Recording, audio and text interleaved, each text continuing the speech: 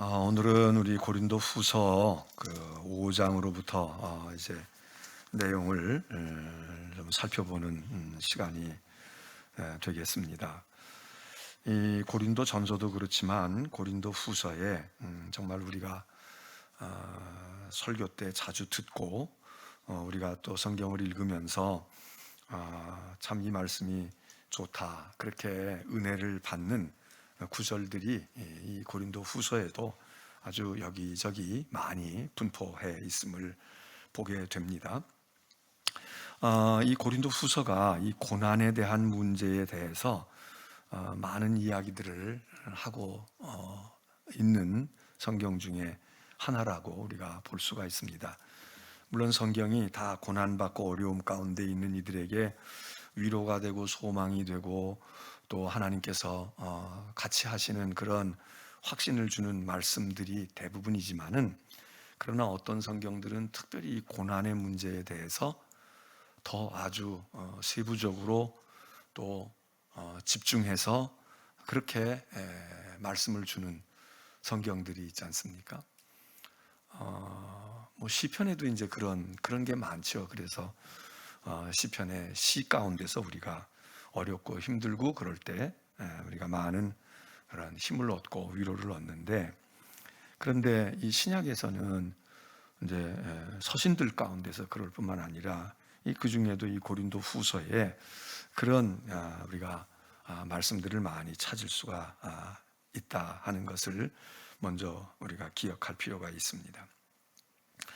자, 5장에 이제 이 고린도후서 5장을 우리가 오늘 5장서부터니까 이제 5장에 있는 말씀을 1절로부터 보면서 몇 군데 중요하고 또 우리들에게 아주 잘 가까이 있는 그런 친숙한 그런 말씀들을 우리가 이렇게 짚어 가 보도록 하겠습니다. 자, 고린도후서 5장 1절로부터 보게 되면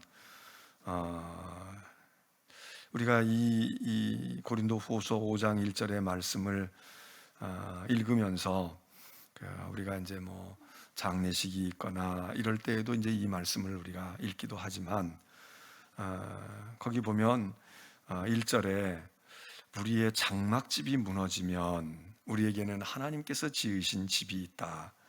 사람의 손으로 지은 것이 아니라 하늘에 있는 영원한 집이 우리에게 있다. 이런 천국에 대한 우리의 그 미래에 대한 그리고 우리의 장막집이 무너진다. 이게 무슨 말이겠습니까? 장막집이 무너진다.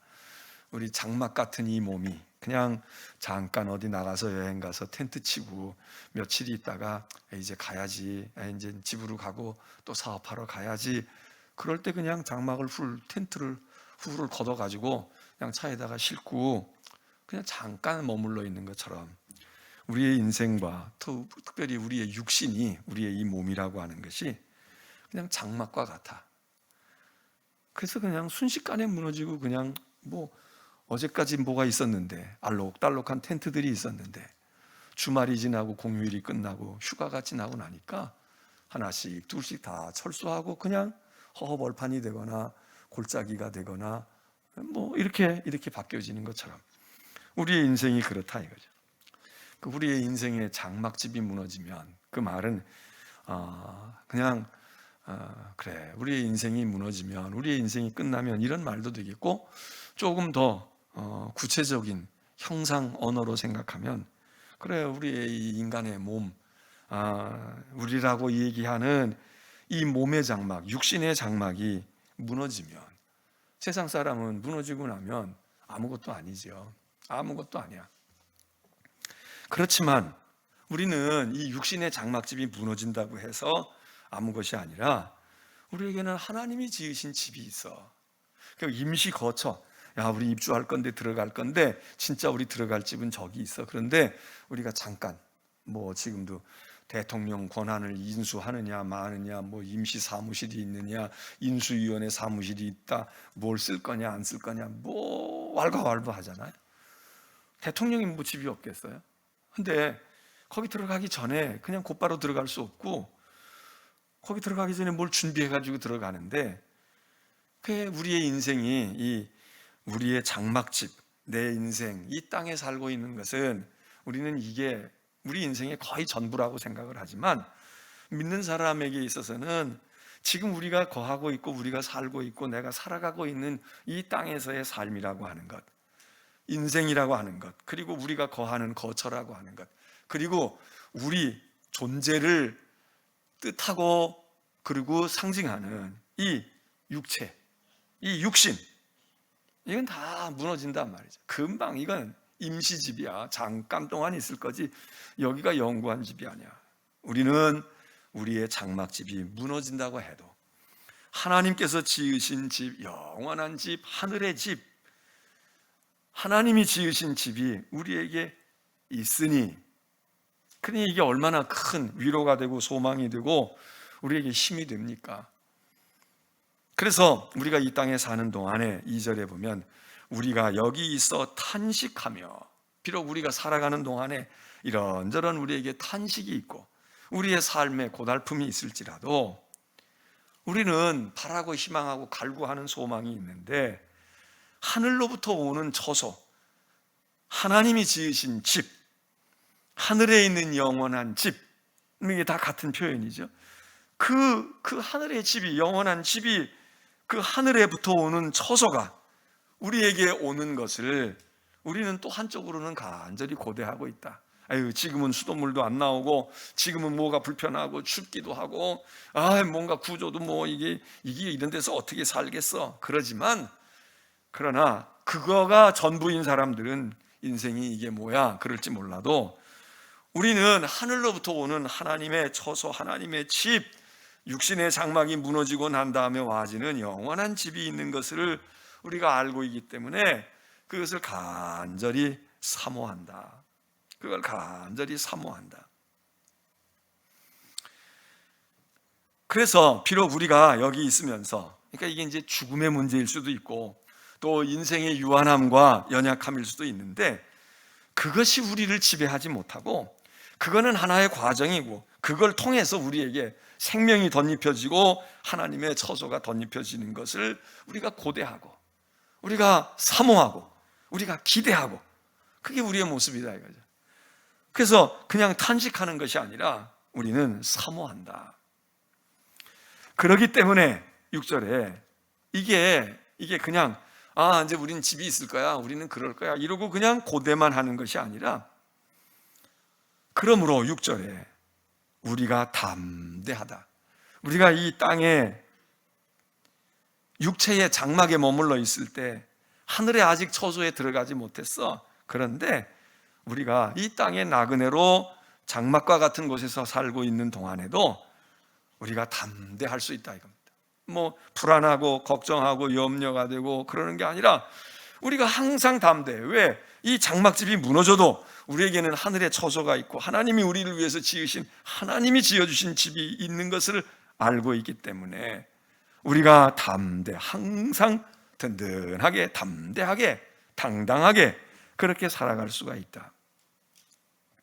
그래서 8절에 유명한 말씀을 얘기하잖아요. 우리가 담대하여, 우리가 원하는 것은 차라리 이 육신의 장막집이 얼른 무너지는 것도 괜찮아. 왜? 우리는 하늘의 처소가 있고 하늘의 영원한 집이 있고 하나님께서 우리에게 옷 입혀주시고 덧입혀주실 처소가 있기 때문에 빨리 이거 그냥 얼른 걷어치고 진짜 제대로 들어갈 집에 들어가야지. 이러니까 우리가 여기서 이게 무너질까? 아이고 이게 초라해. 아유 이게 기껏 내가 뭐야, 이 나이에 이 정도밖에 안 돼. 우리가 그러지 않는다 이거야. 우리가 담대한, 이 땅에서의 비록 무너질 장막과 같은 집에서 살고 있는 이 땅에 살아가는 동안에 우리가 항상 담대할 수 있어. 그리고 그 담대함은 괜찮아, 나는 내가 집이 있으니까 내가 지금 여기 월세 살고 내가 전세 살아도 진짜 나는 내 집 더 좋은 집 있어, 내가 가려고 그러면 언제든지 가, 이래서 배짱이 있어서 담대한 것도 있지만, 여기 이 담대함은 이 사도 바울이 얘기하는 이 바울의 담대함은 차라리 이 장막집이 얼른 무너지는 것도 나쁘지 않아, 좋다. 왜? 그 장막집이 무너지면 하나님이 주신 장막집에 들어갈 거니까 무너져. 얼른 근데 이것에 이 세상의 장막집에다가 소망을 두고 이게 거의 전부이라고 생각하는 사람들은 이거 무너지면 어떡하지? 이거 불나면 어떡하지? 이거 뭐 하면 어떡하지? 근데 우리는 담대하다. 이건 무슨 얘기겠습니까? 죽음과 삶에 대해서 초연하고, 그리고 죽음이라고 하는 것이 피할 수 없는 우리들이 맞닥뜨려야 하는 것인데, 그게 우리에게 와지고 그것이 우리의 문제가 되어지더라도 우리는 그 순간에도 담대할 수 있어. 왜? 여기서 무너지면 하나님이 예비하신 집에 우리가 들어갈 곳이 있는데, 우리는 갈 곳이 있거든.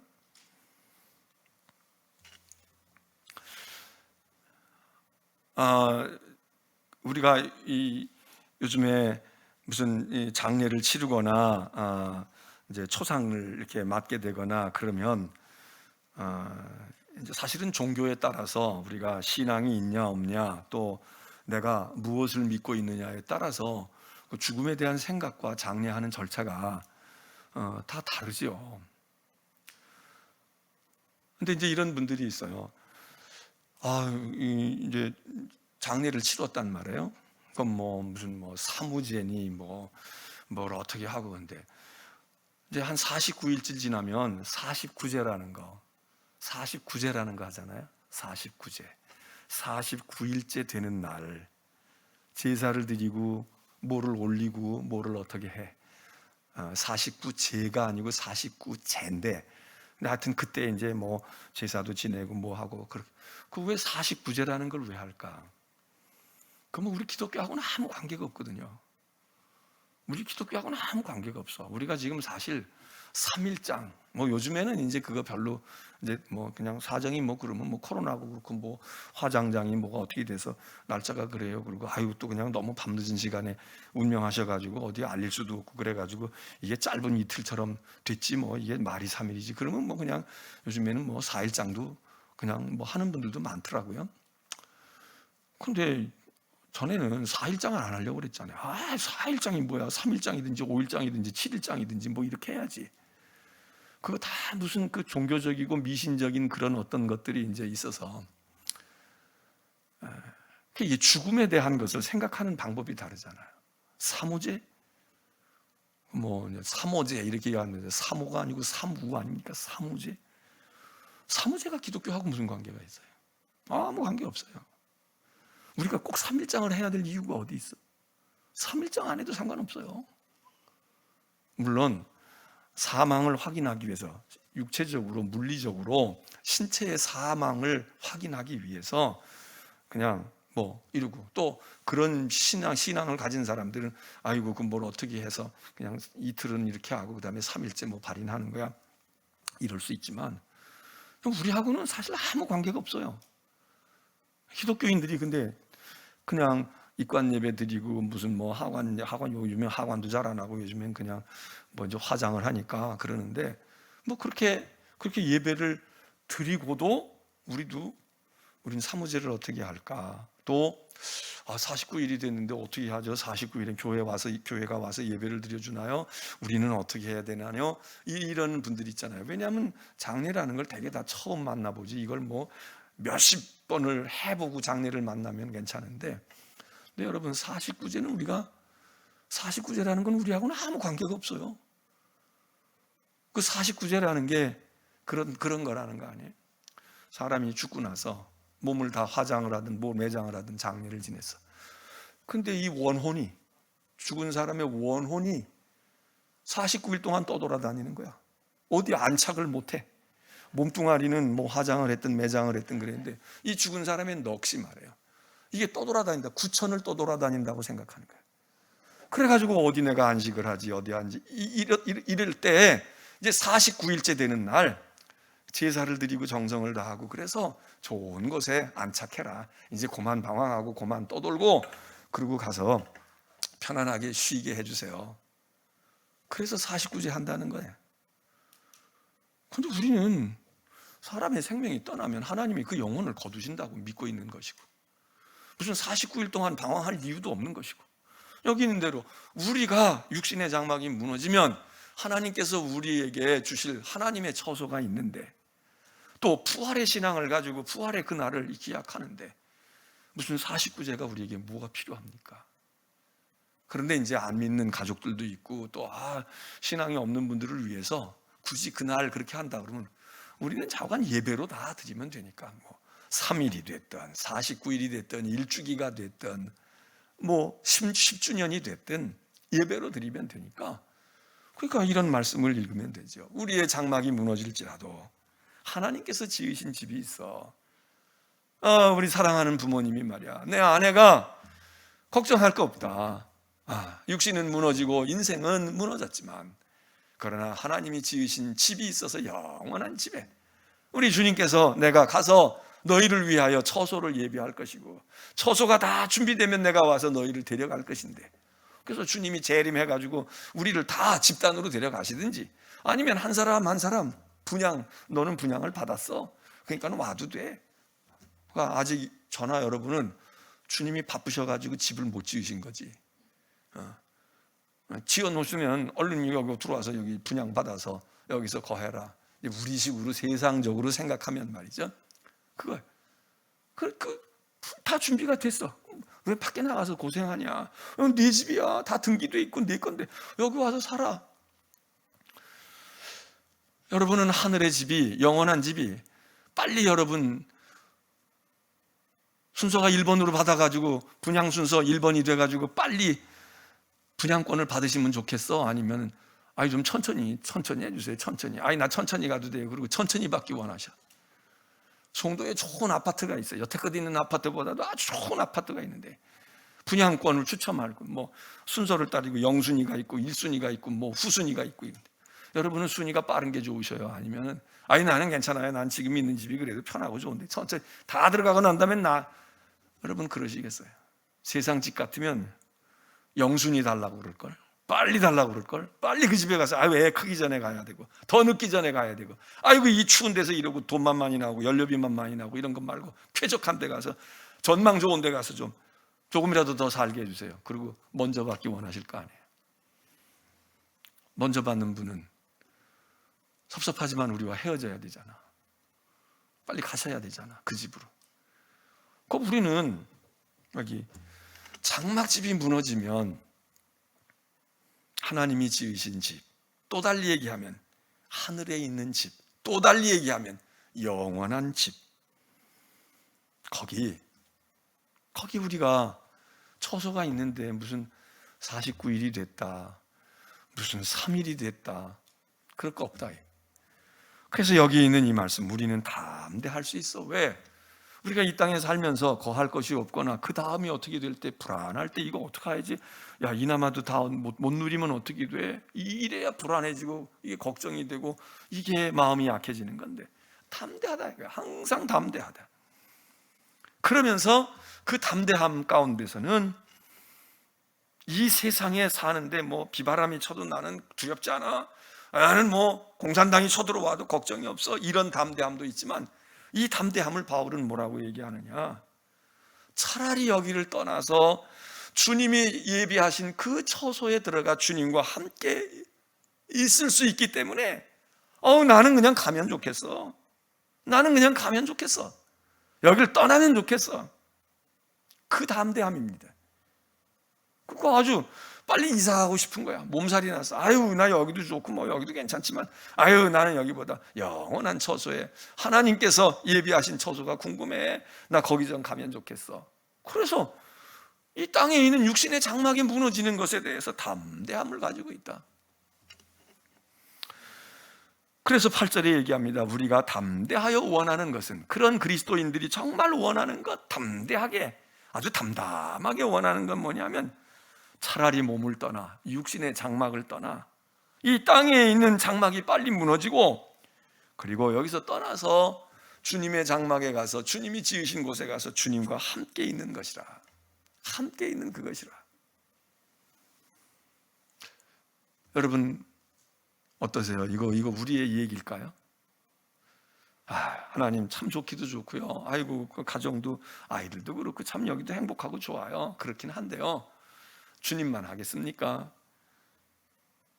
원하는 건, 정말 원하는 건 빨리 주님 앞에, 주님의 장막에 가고 싶습니다.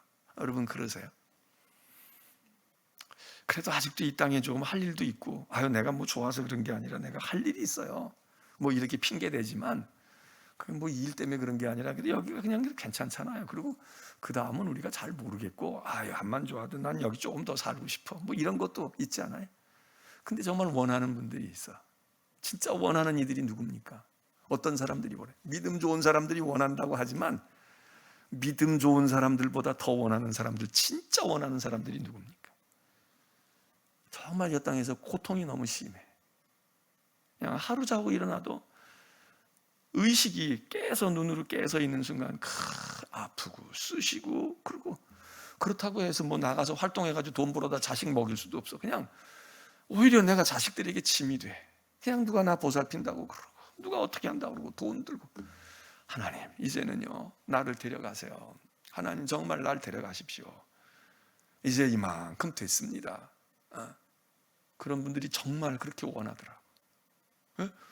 요즘엔 신방도 잘 못하지만 신방할 때 우리 연세 들거나 아니면 오랫동안 투병하고 있는 교우들이 그렇게 얘기하는 게, 목사님 빨리 하나님께서 날 좀 데려가게 기도해 주세요. 기도해. 물론 그러다가도 조금 입맛 돌아오고 몸이 편안해지면 생각이 약간 갈등이 생길 때가 있으시지, 요 정도만 되면 조금 더 살아도 되는데, 그런데 계속 바늘로 찌르는 아픔이 있고 그냥 뼘마디가 쑤시고 혼자서 어떻게 기거 동작을 할 수가 없고, 그리고 그냥 며느리가 고생하고 애들이 그러고 내가 지금 뭐 나이가 적은 나이가 아니고 살 만큼 살았는데 자꾸 몸이 약해지니까 마음도 약해지고 교회 신앙생활도 못하고 그래.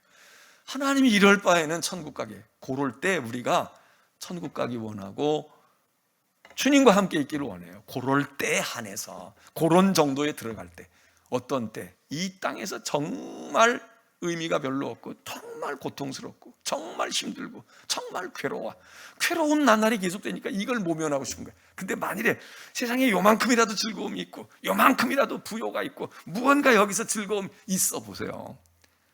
간절히 하나님, 정말 목사님 나 좀 하나님 빨리 데려가게 기도해 주세요. 왜 하나님이 나를 안 데려가실까요? 그럴까요? 하나님이 오라고 불러도 하나님 조금 더 있으면 안 될까요? 조금 이거는 좀 해야 되고, 제가 지금 이제서야 조금 고생 끝나고 좀 그러는데 꼭 이렇게 날 데려가셔야 되겠습니까? 이게 솔직히 우리의 마음 아닙니까? 그래서 제가 보니까 믿음 좋은 사람보다도 정말 천국 가기 원하고 주님과 함께 있기 원하는 사람은 이 땅에서 고통과 괴로움과 이게 잠들어도 있고 깨어 있으면서도 있고, 이럴 때 믿음이 조금 있으면 그럴 때 항복하는 거야. 하나님 이제는 날 데려가세요. 마치 엘리야가 이쯤에서 됐사오니 나를 거두어가 주시옵소서. 나 주의 일도 제가 하야 얼마나 하겠습니까? 그러니 하나님 날 데려가세요. 난 만사가 귀찮고 이제는 지치고 한계에 이르렀으니 날 데려가십시오. 그 믿음이 있으니까 그래서 담대함이 생기는 겁니다. 왜? 하나님이 나를 위해서 처소할 일이 있으니까. 이 믿음이 있으면 그때 이제 그 믿음이 위력을 발해. 근데 그렇지 않으면 뭐 말로는, 우리 목사 같은 사람들도 말로는 말해요. 천국 가야지, 지금 여기 천국 간다고 그러고, 믿습니다 왜 안 하느냐고 뭐 이러고 하지만, 그렇게 말하는 그 사람들 자신들은 그럴까? 병들었다, 암에 걸렸다, 뭐 그러면 마음이 심란하고 착잡하고, 야 이제 내 인생이 여기서 끝나나? 안 그럴까요? 뭐 안 그러는 훌륭한 목사들도 있겠지만 제가 볼 때 그렇게 많지 않아. 바울은 말이죠, 그 담대함이 있다는 거야. 내가 정말 원하는 것은, 지금 바울이 물론 복음 때문에 고통은 당하지만 바울도 살만하잖아요.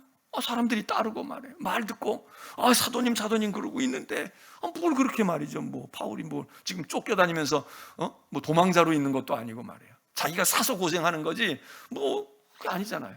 그런데 바울 마음속에 나는 정말 내가 원하는 것은 내가 여기 떠나고 싶어. 떠나서 주님과 함께 있고 저 처소에, 빨리 육신의 이 장막이 무너지고 처소에, 하나님이 예비한 처소에 가서 있으면 좋겠어. 9절에 그런즉 우리는 몸으로 있든지 떠나든지 주를 기쁘시게 하는 자 되기를 힘쓰노라. 이 담대함이 생기는 거죠. 꼭 여기를 떠난다 안 떠난다, 난 떠나고 싶어. 바울이 왜 그렇게 얘기를 하느냐? 왜 떠나고 싶다고 하느냐? 거기 하나님과 같이 있고 주님과 같이 있기를 원해.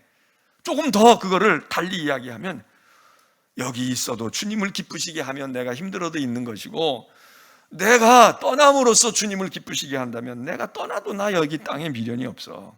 그래서 있든지 떠나든지 주를 기쁘시게 하는 자 되기를 원하노라. 조금 전에는 난 떠났으면 좋겠어. 왜? 나 생각하면, 나 편안한 거 생각하면 나 갈 곳 있는데, 나 이제 모든 걸 끝내고 가면 좋겠어 이러는데, 아니야, 너 그래도 좀 있으면서 네가 좀 할 일이 있다. 그러면 여기 있으면서 주님을 기쁘시게 할 수 있다면 내가 좀 힘들어도 나 있어도 되고, 또 내가 할 일을 다 마치고 이 땅에 내가 좀 집착이 있는 것 같고 미련이 있는 것 같아도 주님이 됐다 그러시고, 나 이제 너 보는 게 좋아, 너 나하고 좀 같이 지내자, 와. 그러면 주님을 기쁘시게 하는 게 그거라면 그렇게 되기를 원한다. 바울이 이 얘기를 다른 서신에서도 말하고 있잖아요. 살든지 죽든지, 사는 것도 좋고 나는 죽는 것도 좋다. 빌립보서에서도 그런 얘기하고 있고요. 그 여기 고린도 후서에서도 그런 얘기를 합니다.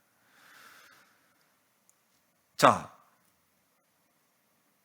그런 말씀이 이 5장에 그렇게 있고, 그 다음에 이제 5장 13절쯤으로 건너뛰면 바울이 이렇게도 얘기합니다. 이게 뭐 장막이 무너지고 안 무너지는 것만이 아니라 이렇게도 또 이야기를 해요. 우리가 미쳤어도 하나님을 위한 것이요 정신이 온전해도 너희를 위한 것이니 그리스도의 사랑이 우리를 강권하시는도다. 우리가 생각하건대 한 사람이 모든 사람을 대신해 죽었은즉 모든 사람이 죽은 것이라. 그가 모든 사람을 대신하여 죽으심은 살아있는 자들로 하여금 다시는 그들 자신을 위하여 살지 않고 오직 그들을 대신하여 죽었다가 다시 살아나신 이를 위하여 살게 하려 함이라. 사는 것도 죽는 것도, 미쳐도 정신이 온전해져도 이 기준과 이 근거가, 왜 미치는 것도 괜찮아, 정신이 온전해지는 것도 괜찮아, 이게 기준이 어디 있느냐? 여기 있는 이 말씀에 오직 그들을 위하여 대신하여 죽었다가 다시 살아나신 이를 위하여, 그 주님을 위한 것이라면, 주님이 바라는 일이라면 이래도 저래도, 그래서 담대함도 생기고, 그리고 마음속에 어떤 경우가 돼도, 어떤 처지가 돼도 거기서 삶의 의미를 붙들 수 있다. 그러니까 삶이 당연히 요동치지 아니하고, 그리고 그리스도에게다 딱 표대를 두고 거기서 의미를 찾는 모습을 여기서 이야기합니다. 그래서 우리가 잘 아는 말씀이 고린도 후서 5장 17절에 있지 않습니까? 그런즉 누구든지 그리스도 안에 있으면 새로운 피조물이다. 옛 것은 지나갔어. 보라고, 새로운 존재가 됐어. 거듭난 사람이 됐어. 새 사람이야, 옛 사람이 아니야. 진짜 신앙이 우리 가운데 있고 그리스도를 정말 만나고 주님을 정말 우리 인생의 주로 섬기고 살고 예수가 나의 구주이시다 그러는 사람들은 옛 것과 새 것이 분명히 달라진다. 이전 것은 다 지나갔어. 어떻게 그러면 새 것이 되냐? 그리스도 안에 있으면, 주님 안에 있으면 우리가 다 새로운 존재가 되는 거야. 뭐 돈 벌어서 되고 몸이 건강해져서 되는 것이 아니라 누구든지 그리스도 안에 있으면 새로운 피조물이어서 예전 것은 다 어디로 갔는지 흔적이 없이 사라지고 지나가 버리고, 그리고 새로운 것이 온다. 보라, 새 것이 되었도다. 유명한 말씀 아닙니까? 그런즉 누구든지 그리스도 안에 있으면 새로운 피조물이다. 우리가 바라는 것이 새로운 피조물 아닙니까? 이걸 또 다른 말로 하면 거듭남, 중생 이렇게 말하기도 하지만 새로운 피조물, 하나님이 원래 창세기 처음에 있는 것처럼 태초에 하나님이 계시고 진흙을 빚어서 하나님의 형상을 넣어서 그래서 피조물로 우리를 만드셨어요. 그 피조물입니다. 그런데 예수 믿는 사람, 그리스도 안에 있는 사람은 그 피조물은 피조물이지, 우리가 예수 믿고 은혜 받았다고 우리가 피조물이 아니라 우리가 조물주가 되는 건 아니잖아요. 우리가 피조물이지만 이 피조물과 이 피조물이 같은 피조물이 아니다. 새로운 피조물이 되었어. 옛사람은 다 지나가고 새 사람이 되었다. 보라, 새 것이 되었다. 아주 유명한 바울의 말씀입니다. 그리고는 6장에 우리가 읽은 6장의 말씀을 조금만 더 우리가 살피게 되면 여기 우리가 지금 읽었던 말씀 가운데서 은혜에 대한 이야기를 합니다. 은혜에 대한 얘기. 자, 1절에 우리가 하나님과 함께 일하는 하나님의 동역자, 하나님의 일꾼으로서 내가 이야기한다. 여러분, 하나님의 은혜를 헛되이 받지 마세요. 하나님의 은혜를 받고 헛되이 하지 마세요. 그 은혜를 하나님이 베푸시는데 그 은혜를 놓쳐서 그 은혜를 그냥 간과해 버려. 이거 안 된. 지금이 은혜를 베푸는 때야. 하나님의 은혜 베푸는 때인데 너 잘 들어. 그리고 이 날에 너희가 구원을 받아. 지금이 은혜 받을 때고 지금이 구원의 날이야. 놓치지 말고 은혜를 입어라. 그 이야기고, 그 다음에 그렇게 은혜를 입고 은혜에 붙들려 사는 사람들이 어떠냐? 근데 이게 그렇게 우리가 행복하지만 않은 거예요. 은혜를 받고 모든 게 다 벗어지고 세상 문제 다 해결되어지고 희낙낙하고 그러고 살면 얼마나 좋겠습니까? 그런데 여기 은혜를 선포하고 은혜를 얘기하는 사도 바울과 전도자들 일행이 지금 어떻게 살고 있느냐? 은혜를 받아서 이제 하나님의 은혜를 입어서, 그래서 우리가 하나님의 일꾼으로 살아가는데 자원해서 하나님께 그렇게 주님의 일을 행하는 자가 되었는데, 그들의 삶이, 그들의 모습이 어떠냐? 4절로부터 10절까지 쭉 열거합니다. 자, 이 가운데서 여러분, 오늘 우리는 나도 은혜 받았는데 그랬다면, 우리가 은혜의 사람이다 그랬다면 우리에게도 이런 징표들이 함께 있어야 될 거 아니에요. 공유돼야 될 거 아닙니까? 과연 몇 개나 있을까요? 자, 거기 보십시오. 4절에 오직 모든 일에 하나님의 일꾼으로 자천하여, 우리가 은혜를 받고 말이에요. 은혜를 입어서 하나님, 이제 제가 주의 일을 하겠습니다. 주님이 기뻐하실 일을 하겠습니다.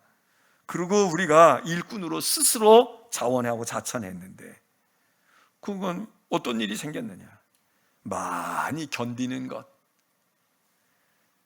환난과 궁핍과 고난과, 이게 뭡니까? 이게 은혜를 입은 자들의 삶. 직분을 가지고 주의 일을 행하려고 하는 사람들에게 많이 견뎌야 하고, 뭐 견딘다는 게 좋은 걸 견딘다고 합니까? 시련과 고난과 어려움이 있는데 그게 많다는 거예요. 그러니까 많이 견뎌야 하고, 환난이 끝이질 않고, 궁핍과 고난, 그리고 5절에는 매맞음, 갇히는 것, 난동을 당하고 수고해야 되는 일이 많고, 잠을 자질 못해, 먹지도 못해. 그러면서도, 그렇게 하면서도 6절에 어떻게 해야 되느냐? 깨끗함, 지식, 오래 참음, 자비, 성령의 감화, 거짓이 없는 사랑, 진리의 말씀, 하나님의 능력으로 의의 무기를 무장하는 것. 이게 은혜를 입은 자들이, 하나님의 은혜를 입은 사람들, 누구처럼? 사도같이, 바울처럼 이런 사람들의 삶의 특징이라는 겁니다.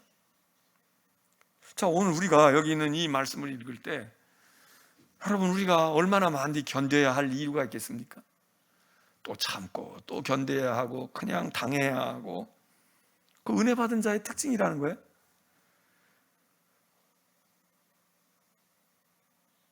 환난, 궁핍, 고난, 이거 하나만 얘기해도 되는데 환난이 있고 궁핍이 있고 고난이 오고, 이게 은혜 받은 사람들 그 특징이라. 우리가 이게 몇 개나 있을까요? 여러분은 어떤 환난을 우리가 지금 당하고 어떤 궁핍과 어떤 고난이 우리에게 있을까요? 지난 주간에도 매 맞았습니까? 갇혀가지고 있다가 간신히 코로나 때문에 격리된 것 말고 정말 옥에 갇히고 투옥되고 억울하게 우리가 죄인이다 이렇게 들어서 또 막 우리 때문에 난동이 일어나고 소동이 일어나고, 그래서 수고가 끝이지 않고 제대로 잘 수가 있나, 먹을 게 있나. 그러면서도 그냥 그렇게 하면 다 무너지고 다 망가지고 그냥 적당히 이렇게 살면 되는데, 그런데 이게 또 그리스도인은 그럴 수가 없으니까 은혜를 입은 자는 어떻게 돼?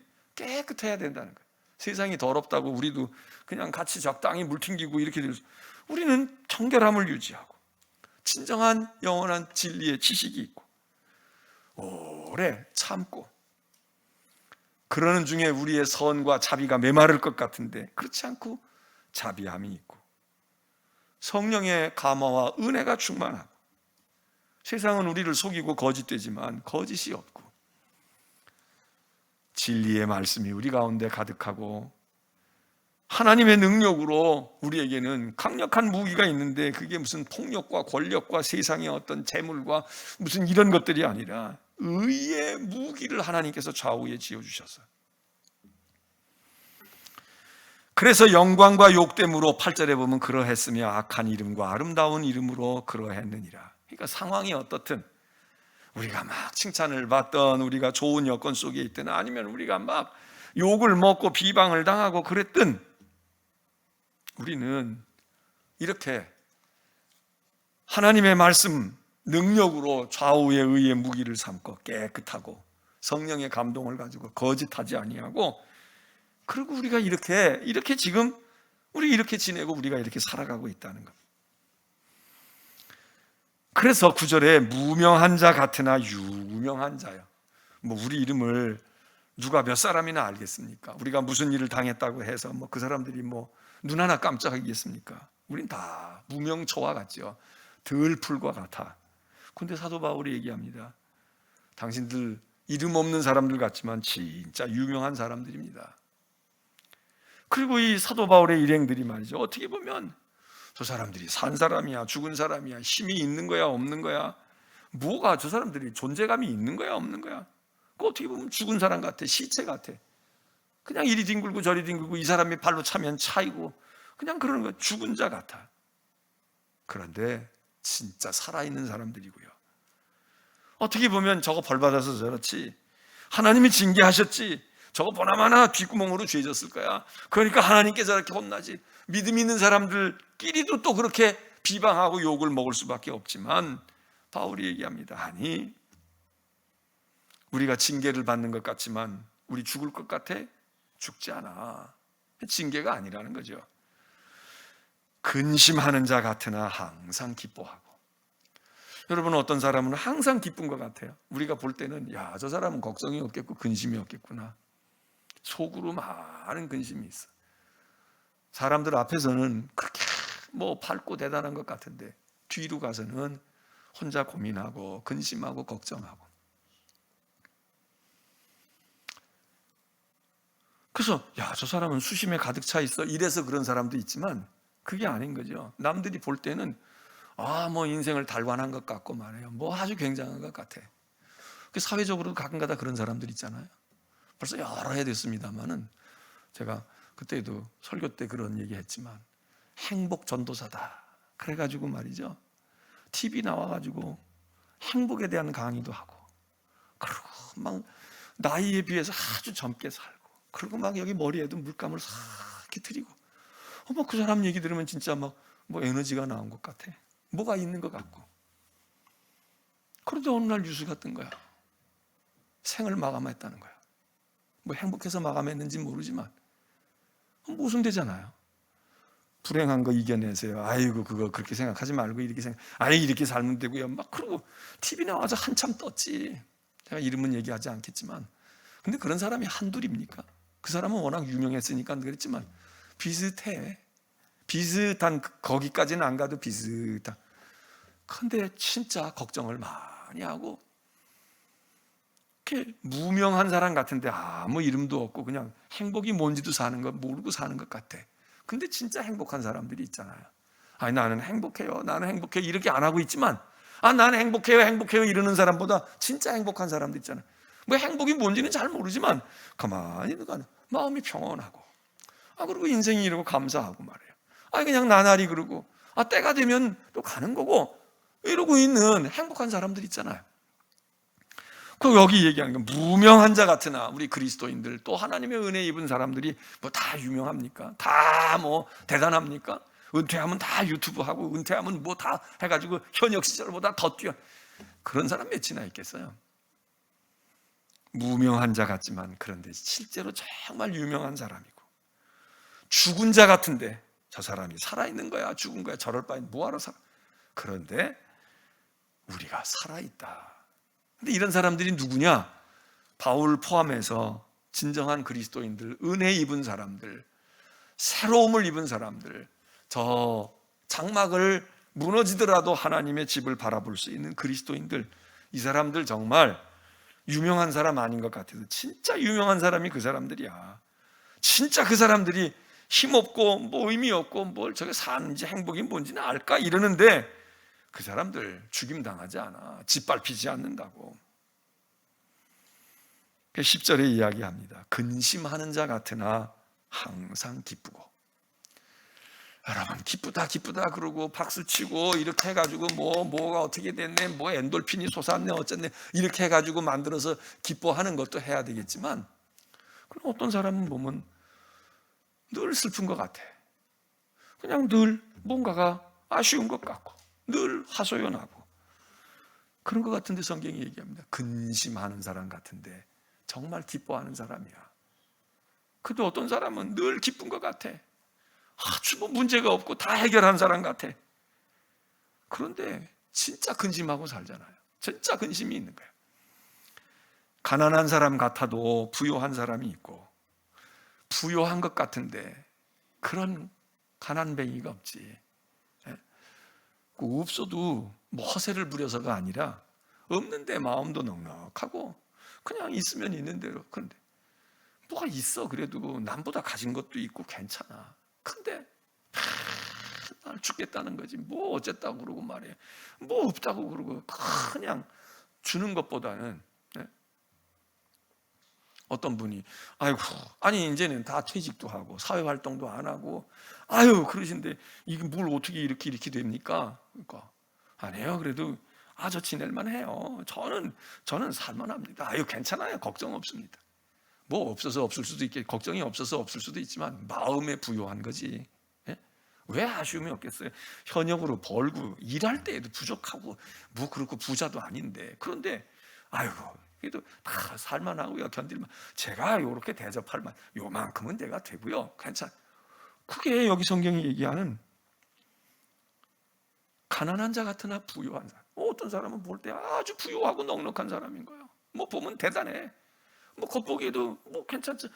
뭐 누가 봐도 그래 저 사람은 좀 있겠다. 근데 살아가는 모습과 생각하는 거 보면 맨날 거렁뱅이야. 맨날 뭐가 궁색하고 맨날 모자라고.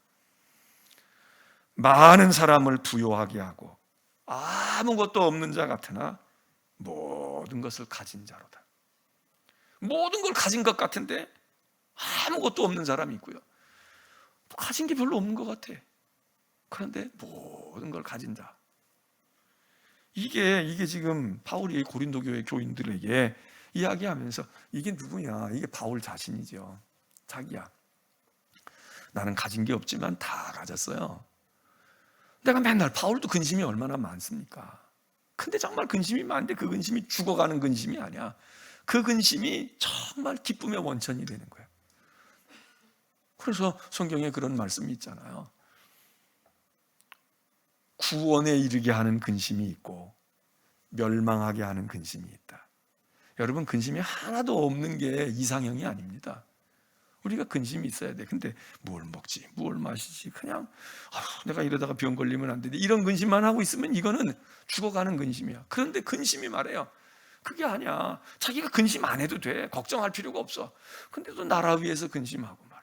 교회를 위해서 근심하고 다른 사람의 영혼을 위해서 하나님 앞에 자기가 회개할 자인 것처럼 그렇게 기도하고 이런 근심, 이 근심은 그들을 살리고 나를 살찌우고 나를 힘있게 하고 그래서 눈에는 눈물이 흐르고 있지만 이게 눈에 흐르는 눈물 너는 그렇게 맨날 슬프게 사냐? 너는 맨날 비감에 빠져있냐?